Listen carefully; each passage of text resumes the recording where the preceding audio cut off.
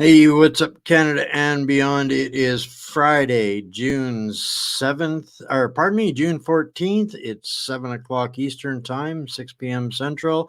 Do you have any idea what's going on in clown world today or this week? Well, this is the only place you're going to get this, folks. We have with us, as we do every Friday, Mr. Bryce Wade, who has the expertise and the privilege of working in the financial sector in a capacity that only makes him successful if he can decipher conspiracy from theory. And this is why it's always an adventure, and you never know what's going to happen when or what we're going to talk about when we get together on a Friday night. But we're gonna, this is episode 13, Bryce, of this now tonight. So we've been at this for a little bit of a while, a little bit of time now, and I think we want the community to be engaged with what we're doing here as well. We want them to prepare questions, with concerns that they might have coming. Because right now, I mean, there's probably a lot of questions that you or I could answer that we're just not prepared for if we don't, have the community engagement. So we do this for the people that are watching so that they can kind of have an idea of the shift of the direction of the financial tides of not just ourselves as individuals, but where our countries and where the world is going. And it's on a scale of 1 to 10, Bryce, what level would you put the insanity at this week in the Um, in well, the in the grand financial sector? in the financial sector, oh man, it's good solid seven or eight probably. And so a 10 would be basically 1929 GFC 2007, something like that. So we're up there this week, and let me give you a very simple example why. So this week, the actually 5 days ago on June 9th, the Saudi Arabians, the Saudis, they stopped the support of the petrodollar. So the petrodollar was basically created by Kissinger in 1974, where he went in there and all, all of a sudden, I don't feel so dumb because this was one of the only things that I had prepped to ask you about was this is going to be kind of leaving a mark kind of thing with what's this is going big. on here. This is kind of game changing after 50 years of having their way by controlling the dollar. This is going to leave a mark. Yeah, big time. And so just to finish the background of this, so the genesis of this was the removal of the U.S. dollar from the gold reserve system in 1971. So they needed to generate demand for the U.S. dollar so it didn't collapse or it didn't essentially be devalued and have a whole bunch of inflation. So they generated this synthetic demand for the U.S. dollar through the Saudi Arabian deal, which was on June 9th, 1974. And what that agreement essentially did is it said that you, Saudi Arabia, will only sell oil in U.S. dollars, and you'll use some of that excess to invest in U.S. Treasuries, which is why George W. Bush used to call his buddy from the Saudis Bandar Bush. I don't know if you remember that from way back in the day. And what that the other side of that was that the U.S. would support the Saudi kingdom and ensure their survival and power in the region. And so what you got from that was that any oil anywhere on the planet that was bought, sold, or used, we essentially had to have US dollars. And so this basically generated unlimited demand for the US dollar. And what's one of the reasons that it's been an unassailable reserve currency for the last 50 years. And so what happened on June 9th this week is that agreement that they made that was 50 years long, they did not renew. And what's happening is that the BRICS countries, of which Saudi Arabia is now a part, they're moving away from dollar hegemony, and eventually this is going to hit the markets. Now, I don't know exactly what this is going to do precisely, but I can tell you one thing: it is not good for the U.S. dollar. No, and this was interesting because of Mr. Zelensky was just at the G7, being the typical vulture that he was, and the entire G7 in itself is not going well. Even the point, I'm going to try and get a couple of these images that I had pulled over uh, to talk about this, but yeah, when you've got literally the typical mainstream media rags like Politico, talking about the G7 as six lame ducks, and Georgia Maloney meet the G7 2024 class. Maloney in the pink, she was wearing a pink business suit, but in the pink as she consoles procession of dead men walking. It's just, and it just gets worse from there. And so Zelensky had landed in Saudi Arabia and had basically been shuffled out to the door randomly, unannounced, gone to visit the Saudi Arabia, and been told that no, Saudi Arabia was betting on the future with Russia, and this week this is, it doesn't makes absolutely no difference what your opinions or my opinions are, Bryce, on Vladimir Putin.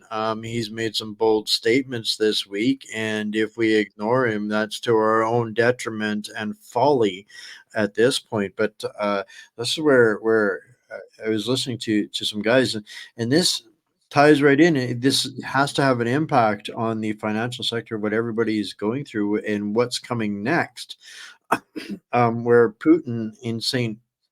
Petersburg was just held this summit, which had more than 21,000 representatives there, is looking at the world and what's on the table and the deals that they're making, and describing Moscow as, quote, and I quote, the capital of the multipolar, multimodal, harmonic trade future. Um, and this is how they're doing business, and together. And this is all part and parcel with Saudi Arabia getting involved in this. More and more nations stepping up to do business with the BRICS nations. It's becoming, um, by the second, I think, a faster factor, or you know mitigating factor on the crushing that's going on here. It's like the submarine that's getting too deep, and the deeper they get, the faster they implode. Yeah, and there's all sorts of stuff happening around the world, and especially when in regards to the economy, like there's seismic shifts happening, and one of them is demographics, right? So demographics is, there's old saying, demographics is destiny, right?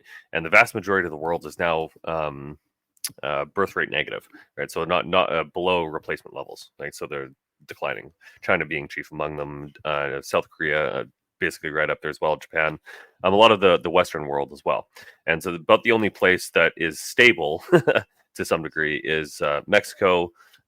India is still positive. There's a couple places in Eastern Europe, a couple places in Africa, and a couple places in the Arabian Peninsula, and that's it. Everywhere else is negative, right? And so what that means, looking down the line a little bit, is that our current economic model will not support that, because we're all based on growth, right? So in a world of decline, of like declining birth rates and less people to build, if you have to support a whole bunch of people that are near the end of their life, no offense, old people, right? But there is an economic and a mathematical equation to that. If you have a whole bunch of people that are old and not enough people that are doing work to support them, well, that doesn't work long term, right? And this is kind of what China is facing right now in very stark terms. But it's also what Germany is facing, and France, and most other industrialized nations, not the least of which Canada. And this is the only reason that we have a positive population growth right now, is from immigration. Yeah, and this brings up something else that I don't think anybody could have guessed. I mean, they could have guessed, but it's coming out through some reports here now, through the financial sector, now that the international central banks and the IMF have had to take a more real look at the gradings and the financial power of different nations, and have come out with basically an apology statement saying, "Oops, we miscalculated. We didn't factor this, and the economy of Russia is actually more than five times growing more than five times faster than what we had accounted for, and they've become, they're growing at a rate that's faster than including sanctions, according to to what they've been working on as far as for numbers. There's a real discrepancy, and I think what they're doing here, and the reason why I wanted to bring this up, is it affects how these guys are, both sides, leveraging the narrative as to where the future is going to be. But they're losing the war in Ukraine really, really badly, and they cannot figure out why. So they're looking at scapegoats, and this is going to be one of the reasons why they're going to use to try and get out of this situation. I believe is to say, "Oops, we just miscalculated. We better just put the brakes on some of the stuff that we're doing in some of these conflict zones, because they don't have an off ramp for the Ukraine, and that's really what's driving the incredibly hard shift, as they call it, to the far right on the international spectrum. So they can't get out of that in any other way without looking like the bad guys. So that's, I think, what they're angling up to with that. Potentially, I don't know. I fully agree with that, and let me give you a couple data points on why I don't agree with that.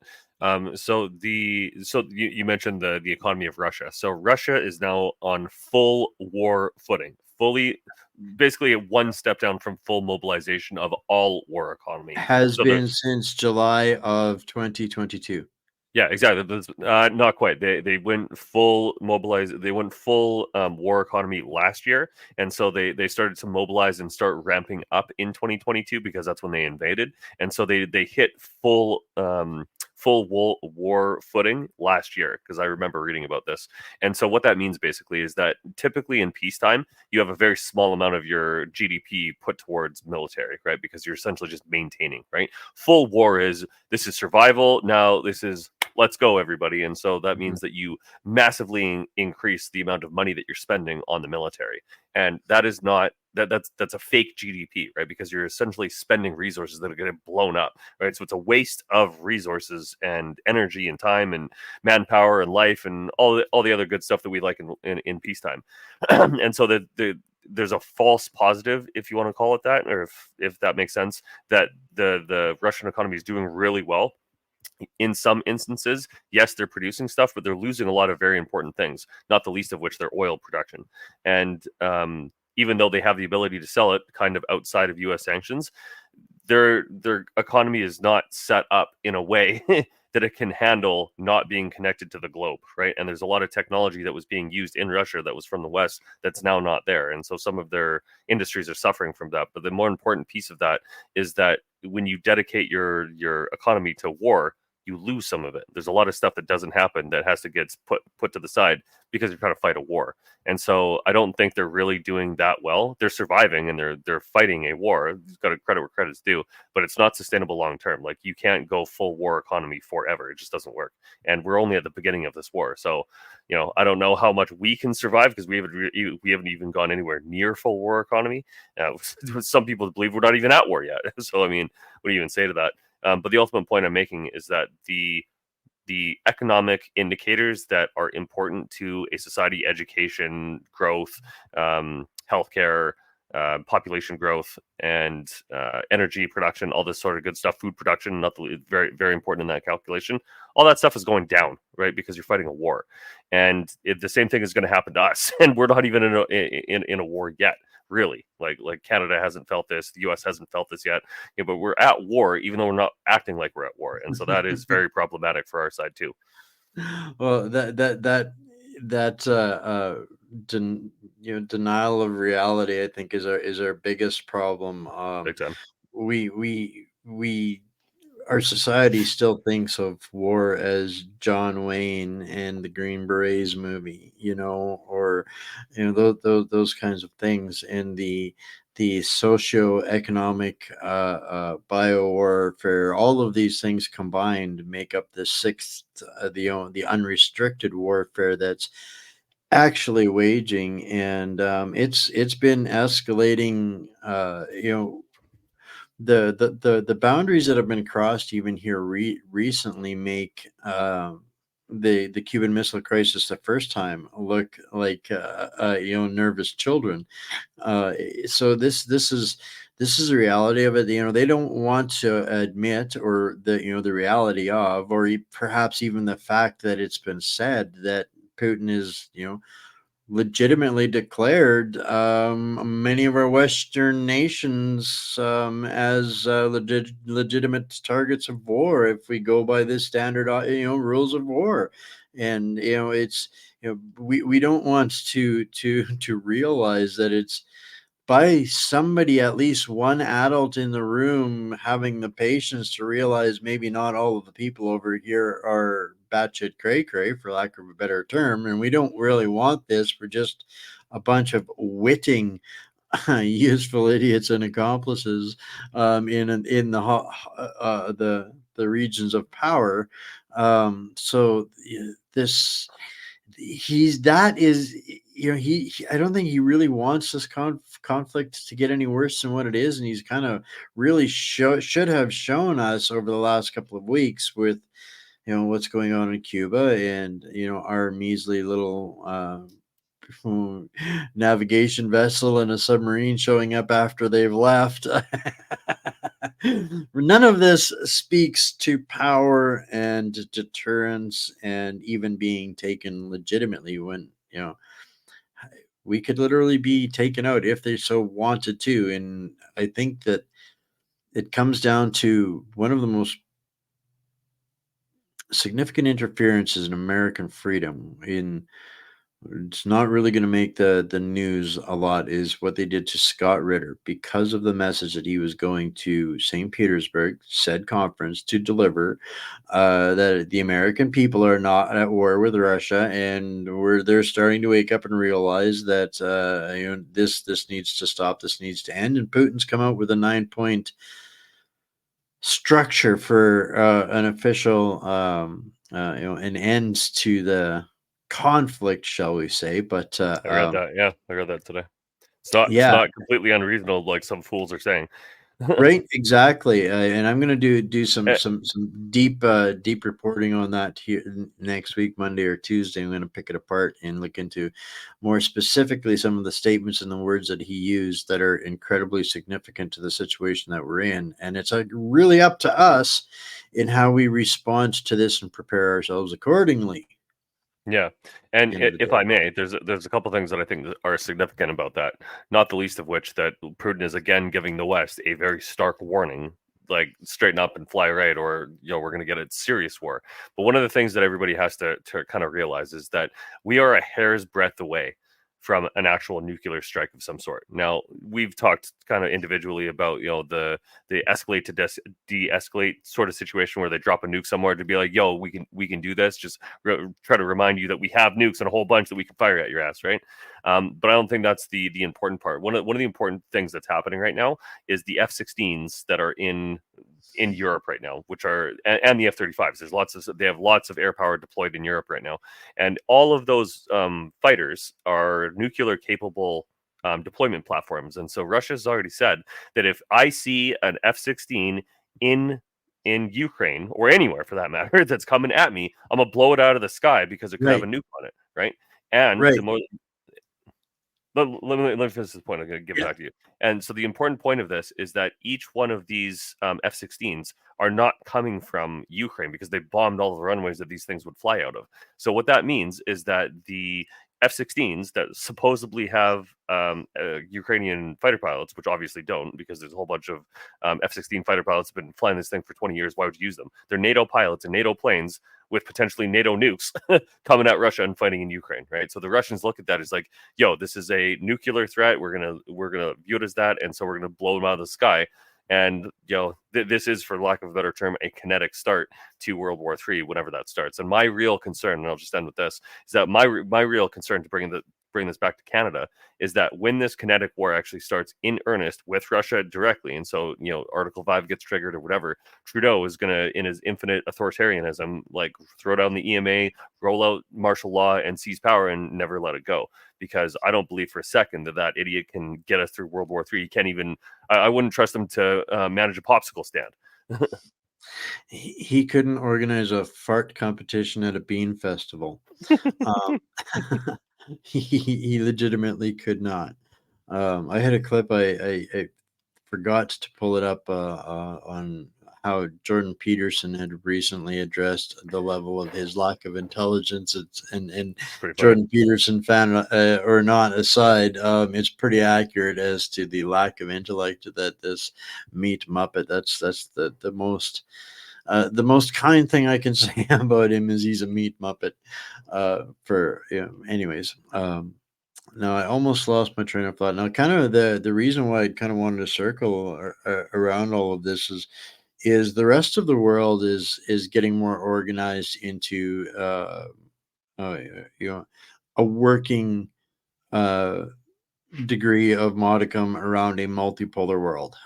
They're done with this new world order, and nation by nation by nation, they're looking at the decay of ours and where they're going to where it's going to be the best interests for their nations. This new one world rules based order is dead on its feet, and we've still got these meat muppets here in Canada, the Freelands and the Trudeaus, that are in full on denial about all of these shenanigans that are going on, and they're still trying to spin it. And this is where it comes back to the World War III, the what's coming in the financial sector, and again, this alleged shift to the far hard Nazi National Socialist right, just because their radical left is kind of. I mean, they're not even all gone or all out of power yet, but they're blaming the wrong triggers and the wrong mechanisms so that they can ultimately, at the end of the day, try and narrate their way out of the reality of this situation. And a big part of it has to do with that conflict in Ukraine. Giorgia Meloni said, Italy said no soldiers, no boys, no men. That's the biggest moving factor of why the needle is moving so fast, so quickly this year in the elections over there. The over in Europe. We talked about this in the past with 47% of the world's planet going into elections this year, expecting this to happen, this correction, because insanity is unsustainable. We see now with Saudi Arabia saying, "Yeah, no, we're seeking pastures elsewhere because they can." Biden is you can't keep clean pants at the Normandy events, and Trudeau is there with little Napoleon 13.0, representing the fascist regime rather than anybody that actually had meaning to these commemorations. But at the end of the day, it's like those articles, this all of these people and entities and world leaders are collapsing. They're dead men walking in their nations and their power, and this continuation of this shift correction to a more reasonable you operational status of the world is going to have ever escalating impacts on our financial situation, if I'm not crazy. Yeah, and so if anybody doesn't know that's watching this, there was a huge amount of elections that happened last weekend in Europe, not the least of which France, and France's kind of far right party, as it's known. But just remember that anything right of communist is now far right. And so the Marine Le Pen basically crushed Macron's party to the point where he called a snap election, and so he's probably going to get trounced in the polls. Or in the next election, although he might stay on as the president because of the way that their system works, which is kind of unique in Europe. But just overall, there's a lot of people that are moving right, myself included. I consider myself a centrist, but I have to vote with the conservatives now because they're the only people using math. And anybody that doesn't use math, you shouldn't even be able to be in politics. You can't lie through your teeth and just be like, "Hey, 7 + 2 is 92." Like it's just. it's unbelievable. And so what's happening right now in the kind of in the West in general is everybody that isn't a communist or an idiot has noticed, be like, yo, these guys are out to lunch without any food, right? And we have to do something about that. And this is kind of one of the things that I wanted to cover today briefly, is that I talk a lot about like, do something about this. If you recognize that there's a problem, you can't leave it to the people that are already screwing you to fix the problem that they created, right? So what does that look like, and how do we do something about it? And this is one of the things that I did recently. So I put together a presentation to show people, like, this is the what do you call it, the genesis, the framework of change. And so this simple process that is the idea that I like to push now is that the hand of change starts with you, right? Everybody's got a hand, and your grasp on reality kind of dictates what kind of change that you can bring to the table. And so this is very simple process: questions, answers, actions, results, and ultimately your choices within those, right? So you can start with the result that you have, or you can start with the result that you want, and you say, this is the thing that I want, or this is the thing that I don't want. How am I going to get the thing that I do want, or mitigate or reduce or remove the thing that I don't want? So the next step is, what are the actions required to do whatever that is? And to understand and decide what those actions are, you have to ask a whole bunch of really good questions, get some really good data and answers, and then make a decision, make a choice. And so that's what the hand of changes. And this applies to anybody, anywhere, at all times. You don't have to be a leader. As I should say, you don't have to be a politician. You just be somebody in your community. Like, hey, this is a problem that we all face. What are we going to do about it? How are we going to fix this? Right? And that's the genesis of all change in society for all time. A bunch of people got together and say, this is bullshit. What are we going to do about it? Let's take action. And then they do. That is the genesis of all change for all time. We had Tom Marazzo on the program the other Oh, night, nice. Yeah, good guy. and yeah, that's what he's been out of the spotlight for a while, and very busy helping communities fortify themselves and teaching people how to do this strategically, protect their communities and the real world, not what they're squealing or squawking about on in the Avatar universe. And so there's some great tips and information, and exactly that. At the end of the day, we get to decide, provided there isn't a nuclear event, because it's not a war. There's no such thing as a nuclear war at this point. I think it's game over, and these meat muppets, I think that they can survive it, but it's all happening way too soon, so they don't want to do that. So we're not going to get there.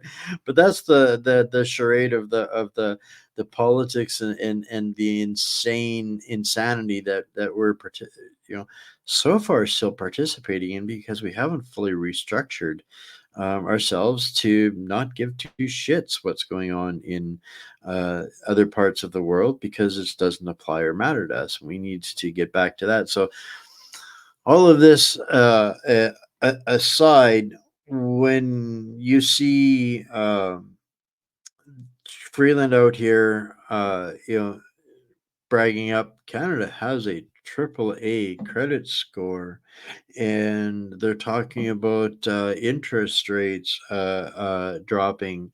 What's the reality of that scope here right now, Bryce? And what should people be thinking about over the next 30 days when it comes to how any of those conversations might affect them?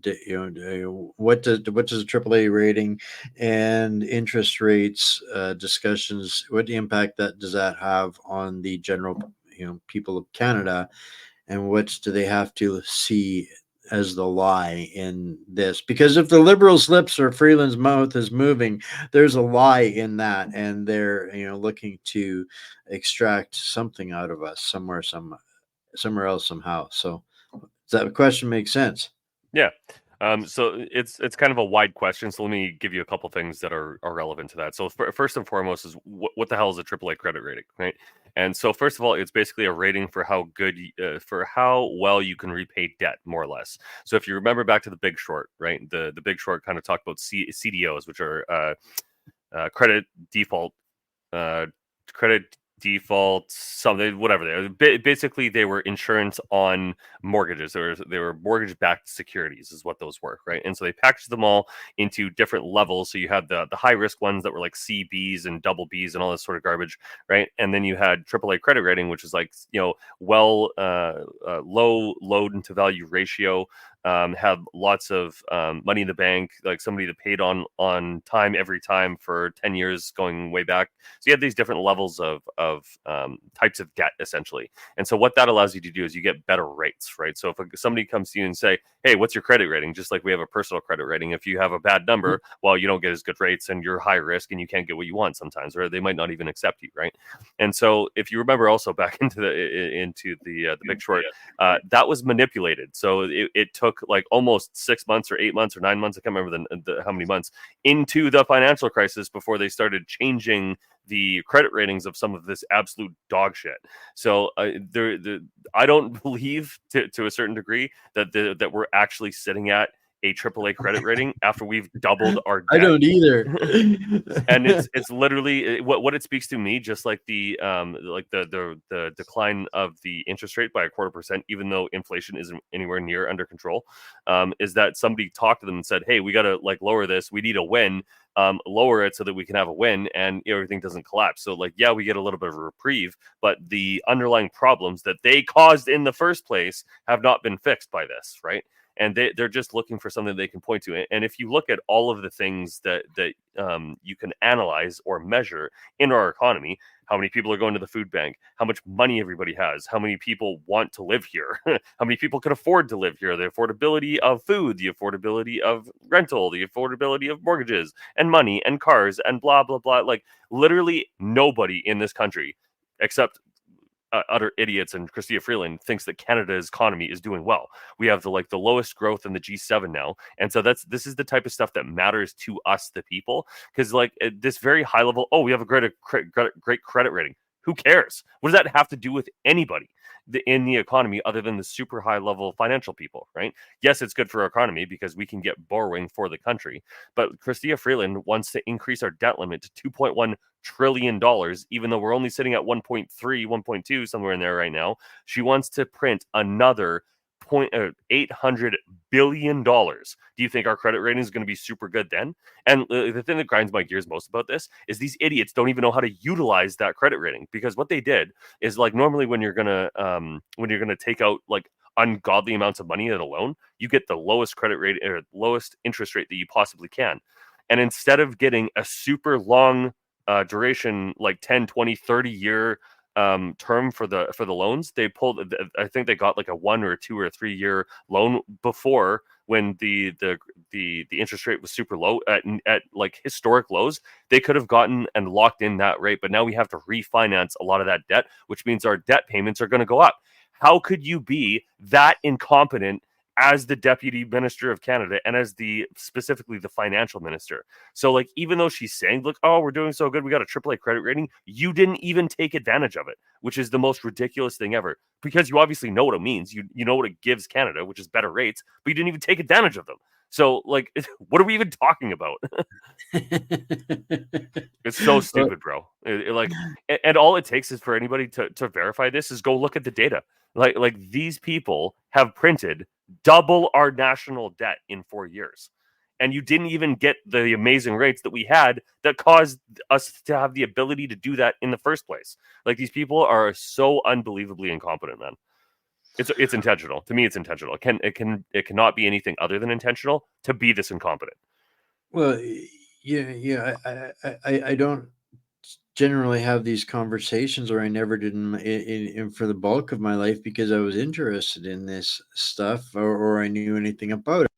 But even I could smell the rotten cheese in Denmark and knew I needed to learn more about this and have more discussions about this. This was, ultimately why I wanted to have these discussions. There's a lot of people out there that are just like me, and I intentionally kind of softball the broad question in there like that for you, so that you could explain a little more in depth, rather than me try to fumble around and ask stupid questions. So, thank you for telling us how that, that really works. That for those that don't really understand it. But so the average person paying their mortgage, listening to the banks, debate and use up news time about the squabble. Are they going to lower interest rates? Are they not going to lower interest rates?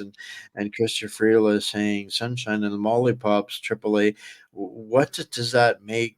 What does this mean to the person that's watching their mortgage payments go up by leaps and bounds? That's you know putting them in the food banks and in tent cities that are spreading it for everywhere. How fast is this escalating, and what do you think the prognosis of what these people that are in these situations where they're asking these maybe dumb questions? What do they have to look at and prepare for the next 90 days, 60 days, the next year until we get into an election here and maybe get a reprieve? Well, I think the change in the petrodollar has more impact on us right now than our AAA credit rating, because that's a very important economic mover and shaker of the underlying economy, right? Because it was a core impetus of the value of the U.S. dollar that created demand for it. And so if there's less demand, and essentially if there's less demand for a currency, less people buy it and it's worth less. So you can't print as much, right? Because we're the U.S., the Americans, our friends, are printing ungodly amounts of money on a regular basis, like $1 trillion every 90 days or some ridiculous number like that. And eventually, they're not going to be able to do that because nobody's going to buy their U.S. treasuries, right? And so that's the danger of what the petrodollar means, is that if you don't have buyers for your currency collapses. And so I think we're heading into, and this was we talked about this recently. There's a lot of banks that are insolvent. Actually, let me show you this, because I think let me put this into perfect perspective for you, because we talked about this a little bit, because this will show you in very stark contrast where we are right now and what to expect soon. So let me Well, just pull this up. I'm hoping, and I want to make the parallels to this while you're pulling that up. I'll just need a minute here. With Biden's commitment for 10 years of funding for Ukraine's for security and rebuild, but basically it's printed money that Japan and the EU is on the hook for. And this is one of their beefs, because they're saying, wait a minute, if Ukraine doesn't pay this debt back on this deal that Biden's brokering, we're going to be stuck with it. How does this make any damn sense? Oh, Right? the government, the state, is actually backing up a whole bunch of mortgages too, and we're going to be taking on the risk. So I'll swing around back to that. So what you're looking at, so the BTFP, so this is the Bank Term Funding Program. Now, I talked a lot about this probably a couple months ago. So this ended on March 11th, and so essentially what this was, if you remember last year, Silicon Valley Bank collapsed. Right, the reason that Silicon Bank collapsed was this. This is all of the unrealized losses that essentially they were sitting on because the bond price changes. So that increase in the interest rate basically inverted a whole bunch of bonds and made them be valued less. So when they needed the liquidity and they had to sell those on the open market, they weren't worth as much, because why would I buy your garbage when I can get a better rate buying a brand new one? Is basically the summary of how that worked. And so this is 2008. This is like the unrealized losses, right, in these securities. This is what we're sitting on now. And because of this, there's a huge amount of banks that are now insolvent, like that are just not going to survive. They're pumping money into the system to try and push this off. And I'm sure it's partially because we're at war with the East right now, and they're trying to protect the currency. But like, you got to understand how complex this stuff is. Like, me as a person sitting in Vancouver, you people in other places in Canada, right? We're just living our lives. Like, we have this little amount of transactions that we do that keep everything moving in our local area. But when you compare that to hundreds of billions of dollars sloshing around the economy and doing all this crazy stuff, and the banks that are supposed to be administrating this stuff are collapsing or insolvent or worse, it's not going to work. It's not sustainable. And the thing that I want to show you is this. So I've shown you this before, right? So this left side is what the run up to the 1929 depression looked like, right? So this big going up, right? And then it big came down, right? And this is what this was last year, right? So this is what we were looking at last year. Now, this is an analysis and a kind of an overlay from the 1929 to what we're at now, and we're sitting up here, right? So there's been a Right. whole bunch of economists, there's been a whole bunch of people, there's lots of people in my industry and gold and silver that are predicting this is what's going to happen. Now, this is the part that I want to show you. Okay, so this looks bad, right? That looks bad. That part that I just showed you is just this. Just that part right there is just what I showed you right there. And so this 90% correction, and I saw something on Timcast today that there's another economist that came out yesterday, the day before, that said we're looking at another depression-like decline in the stock market because of all of this debt.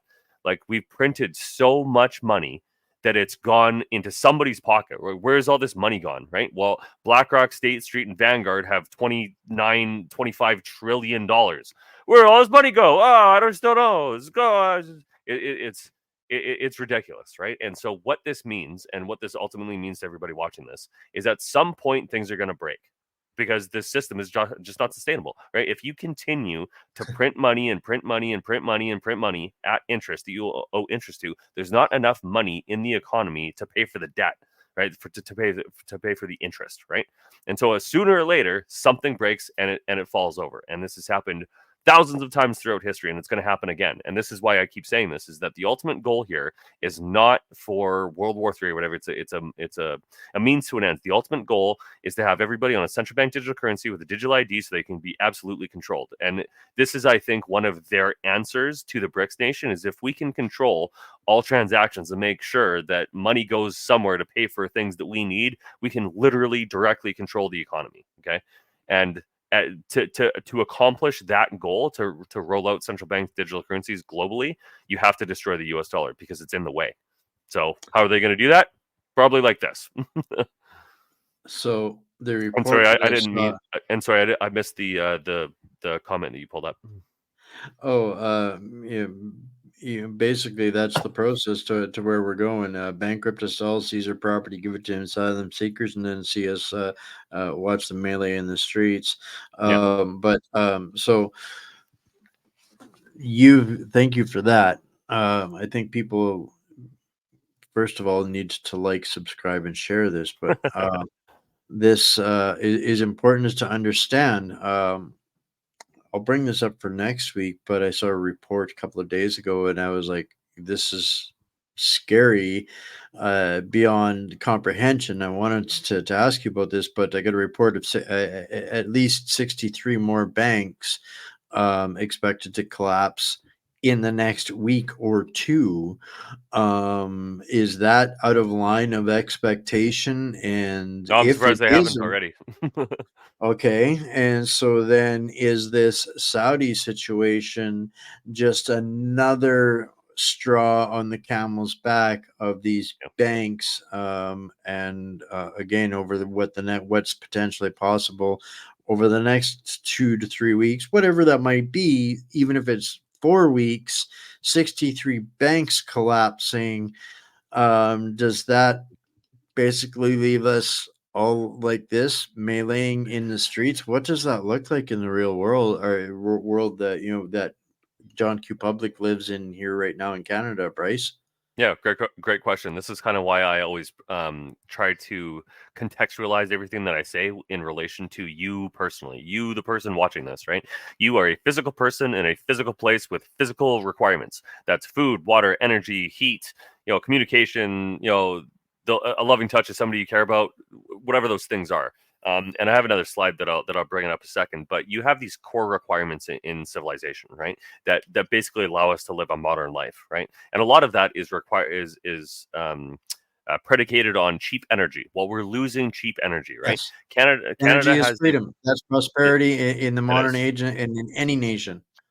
Right, and there's a lot of far left lunatics that are trying to destroy that in the West. They are succeeding right now. The oil and gas is under attack. I don't particularly like oil and gas, but I'm not dumb. I know that our civilization runs on it. If we don't have it, we die. It's very simple math. So, like, I really frustrates me with the people that are like, "Oh, I'm going to save the planet and stuff." How? What are you going to do? And is your answer is solar and wind? Like, it's just so unbelievably mathematically illiterate. So my point in this, and this is what I always say, is that if you think that these problems are coming down the pipeline, and they are, what are you going to do to protect yourself and your family? And the number one thing I always say is food. You have to have enough food, right? At sooner or later, and I can tell you this because it's going to happen with gold and silver too, is that someday something is going to happen and people are going to realize that, like, oh shit, I need to protect my family. I don't have enough right now. And all the stuff that would, like, our economy is built on, marketing and all of these superfluous technologies and stuff, it's all going to go by the wayside, and people are going to be like, where's my food, where's my ammo, where's my protection, and what do I got to do for the next, like, 90 days, which is a good way to think about that. What am I going to do for the next 90 days, right? And I've already been building up to this for like the last year or so, because I know this is coming, right? And I encourage everybody else out there too to get at least minimum 90 days. You want to get long-term storage and stuff and make sure that your family is safe. But at the end of the day, it is going to be things in your local area that guarantee what you're able to protect yourself with, right? Because remember, if you're in a city anywhere, it doesn't matter what the city is, this applies to all cities everywhere. Your city is food negative, right? So if let's I'll give you a perfect example of what could happen, right? Let's say that the petrodollar collapses and the price for oil skyrockets to like $200 a barrel or something like that. And with current prices, that's like a doubling or a tripling of the price of gasoline right now. So if you have to spend, like 3 times as much money to move food from one place to another, well, less is going to move and it's going to be a lot more expensive. So if you have the money to buy food, great, it'll be a lot more expensive. But if you don't have the money, well, you don't have any food. And what does that usually mean for people? Well, I'm going to take that food, right? Because people are going to be like, well, I have to feed my family. And if you have some and I don't, give me some. And if you say no, well, screw you, I'm going to fight you for it then, right? And that is the decline of civilization, where people don't adhere to the rule of law anymore, and they say, "Hey, everything is so screwed and so off the rails and off the cliff that I've got to take care of me and myself only," right? And so, what this means to you personally is that at some point things are going to start breaking. And so what I always recommend people is, if you think that these are problems, you better prepare yourself. Go get cash out,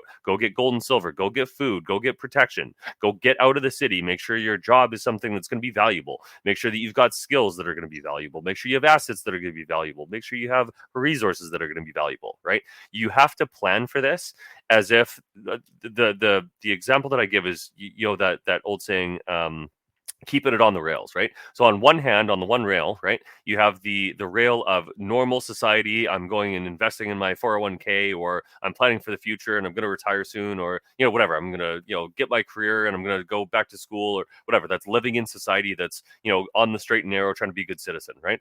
The other side of that, and the other rail, is shit's crazy and shit's collapsing, and I've got to be prepared for the apocalypse, because that's also what's happening. Now, we don't know how far one way or the other that's going to go, but if you don't prepare for both, you lose on both, right? So you have to have one foot in one side and one foot on the other side, going down those rails and preparing for what is going to be, for everybody, very tough times. Even if we have the best leaders possible, these problems are systematic, they're institutional, they are core, they are fundamental to how our civilization operates. And I haven't even talked about AI or the other massive problems that we have, right? I We've haven't talked even about covered some of everything. those things earlier this week. Yeah.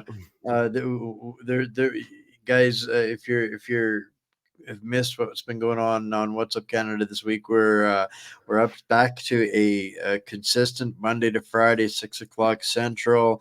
We are covering some unbelievable stories, some deep dive exposés, blowing out some exclusive stories, and some amazing guests, and then capping it off with Bryce on Fridays. So make sure that you share this, get subscribed.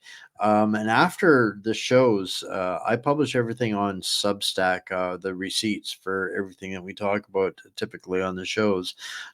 Bryce uses Miro. So if you want to get plugged into kind of more of the action side of this, and have a little bit more, specific questions, things like that, but you're going to start hearing a whole bunch of, if you haven't noticed, the smartest people that I know all seem to be singing the same song, just from slightly different echoes and tones and keys. So this is there's a lot to what we're talking about. And developed community, a strong community, is the best asset you can have to a strong, secure self. So if you're doing okay, help your community get stronger, find out what you need, fill in the blanks. Everybody's got skills.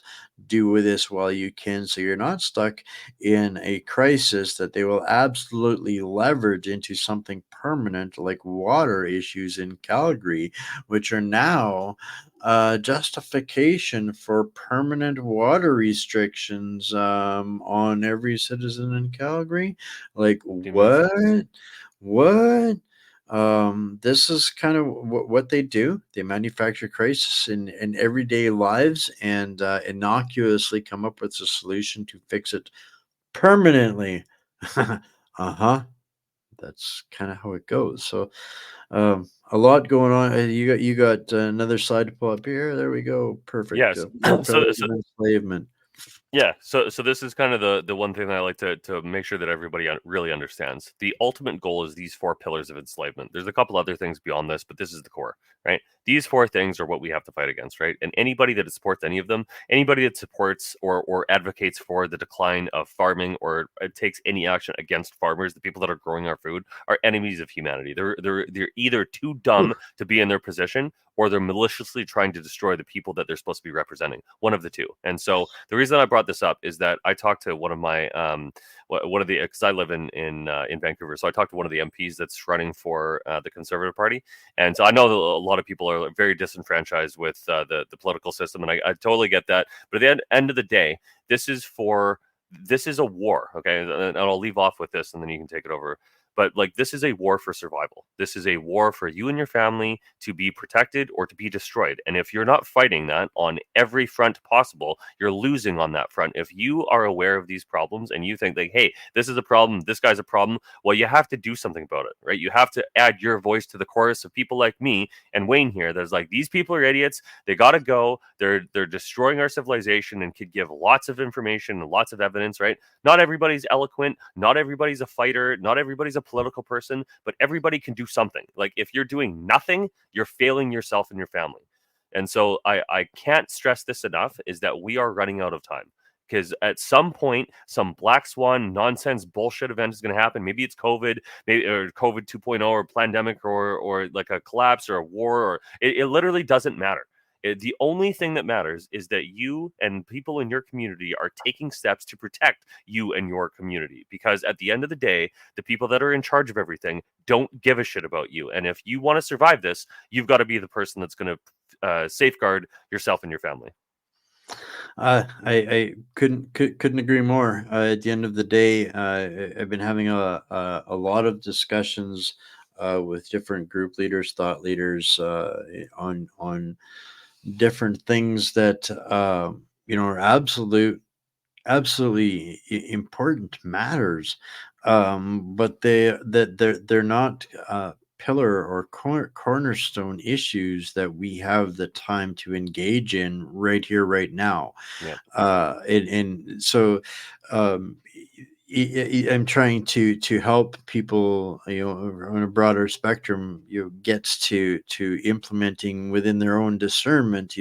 For me, it's the principle of fives. For whatever works for anybody else, there is great. If my energy, my investment, my time is not going to make a difference in 5 minutes, 5 hours, 5 days, 5 weeks, 5 months, 5 years, that allows me to scale the energy and input that I have available, because resources are slim. Ammunition is flying in both directions in this information war, which is the battlefield that I'm currently involved in, while I'm Yep. trying to prepare the people behind Oh, us. And those are the things that help me stay in alignment to things that are actually capable of having an impact. This is where I want to help people get a clearer picture in the fog and smoke of war. The difference between, this is something we've talked about.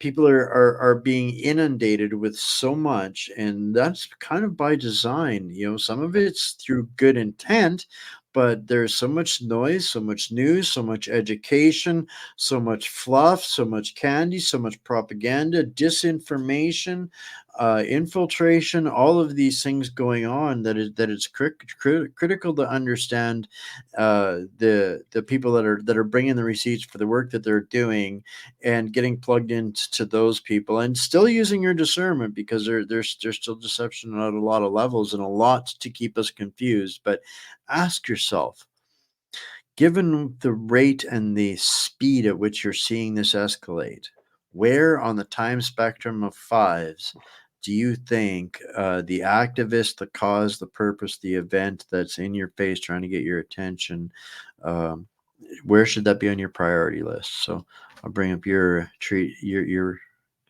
Yeah, I was going to circle back to this. I forgot to bring it up, but this is kind of what I was mentioning, is that civilization is like the spider web, right? You have these very important things that happen in the center of the spider web where you sit, right? But the spider web collapses if you take out any of those top level outside connections to actual reality, right?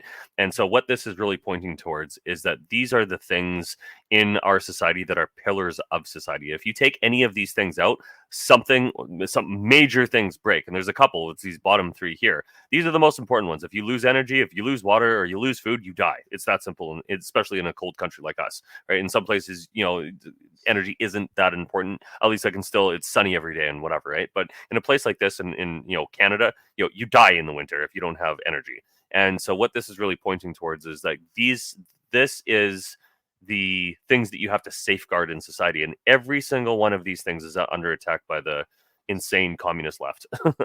100% agree. And they we have to start being more focused with our lenses. We got to start sighting Yeah, things in a little focus bit. and prioritize. Yep, yeah, and I'm seeing this as an opportunity, as these things come to the Overton window, where we've had insight for a longer period of time, Yeah, where now, as these conversations cycle back to being of importance in that critical time series space right now, we can help adjust the focus.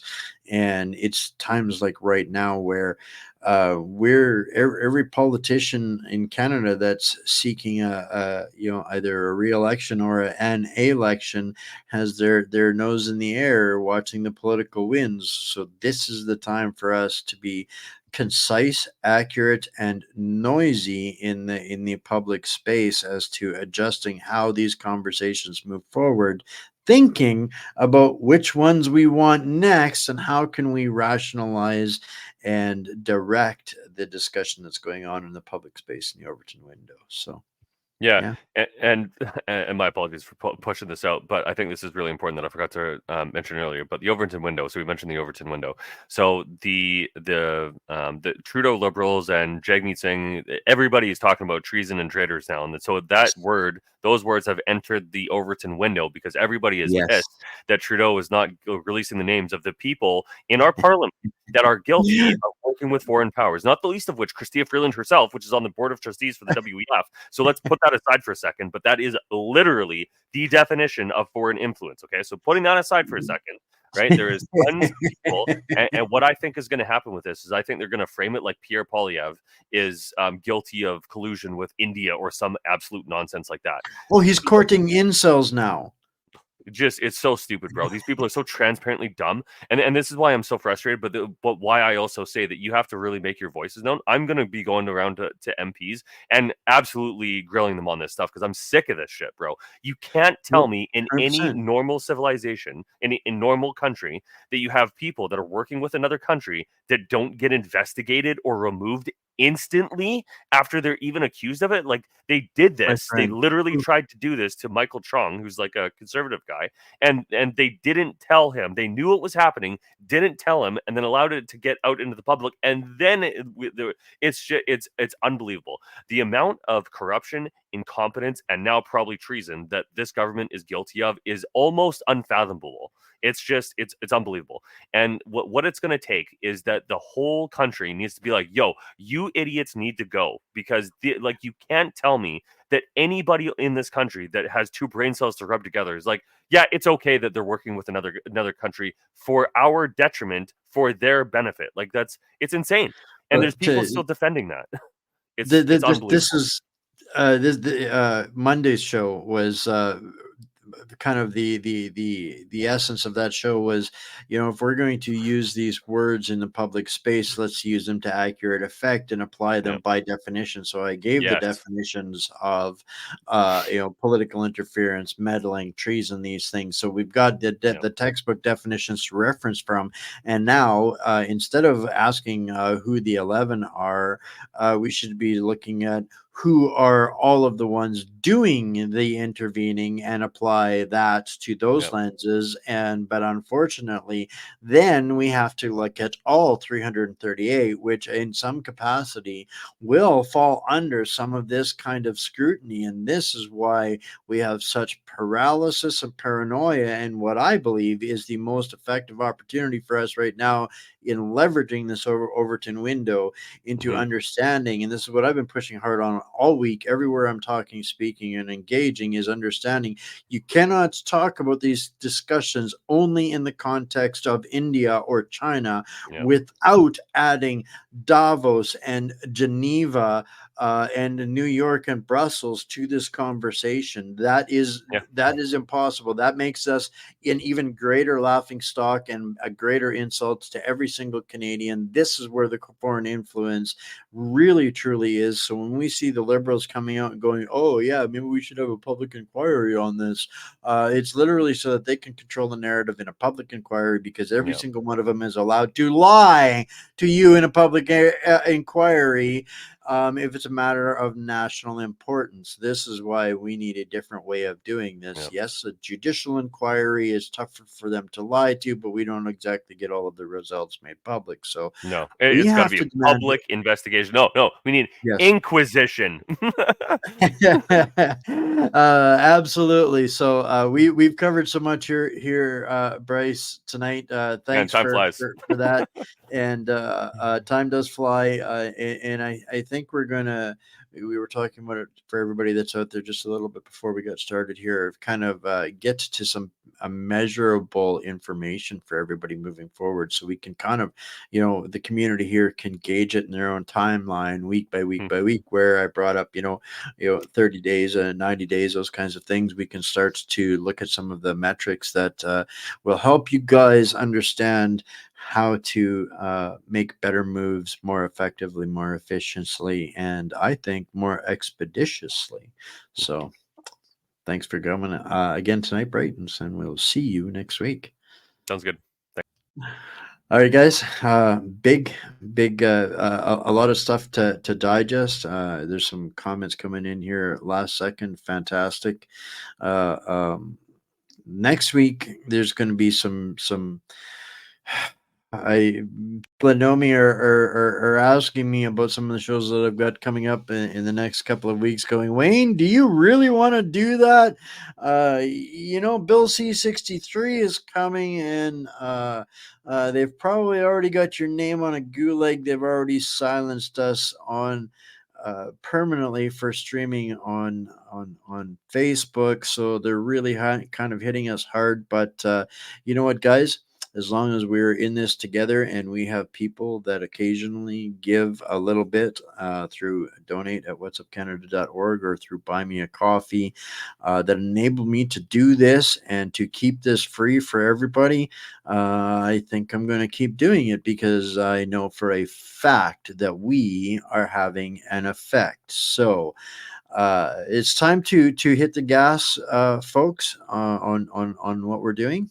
I think that we've got them right where we want them, on the ropes, and we have hit the turning point, the beginning of the turning point of change. And I think the victories are going to start stacking up. So stay strong, my friends. Stay mighty, my fellow hostages. Thank you from wherever you're tuning in from, and we will see you same time, same place, next Monday. All right. I love you all. Bye for now. In times of global instability, soaring inflation and massive debt, gold and silver have proven to be unshakable pillars of wealth. New World Precious Metals, based in Calgary, Canada, is a leading international brokerage. We offer an easy, secure, and cost-effective platform for investing in gold and silver, including our international wholesale program and registered retirement savings accounts. Protect your money outside traditional banking with our physical precious metals, privately vaulted outside the banking system, at secure, insured exchanges worldwide. Gold and silver have been trusted assets for generations, with current projections indicating high returns. And with unprecedented demand from governments, banks, and investors, there are now shortages. Precious metals thrive during inflation, geopolitical instability, and currency devaluation. Sound familiar? Now is the time to invest in gold and silver, whether in your international investment account or by transferring registered retirement savings accounts. Experience the security of physical precious metals, combining the safety of physical assets with the flexibility of being like your own bank, offering instant liquidity and a financed line of credit. With precious metals on the rise, don't miss this generational opportunity to protect your wealth. At New World Precious Metals, we ensure your wealth meets its potential. Contact us today and our personal brokers will guide you every step of the way.